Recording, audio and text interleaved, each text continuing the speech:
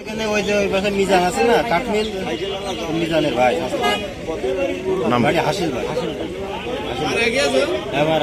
মিজানের চাষ করে নাম জানেন? নাম কি জানেন? বলতে ভাই গাড়ি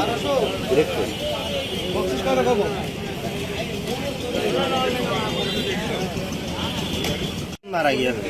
একজন সাইকেলে আসছিলেন, যাচ্ছিল,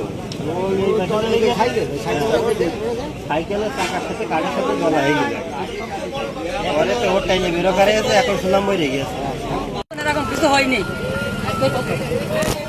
আমি ওই জায়গা থেকে উঠে মানে কেউ রাস্তা করে আসবো, আর এখানে পিছন থেকে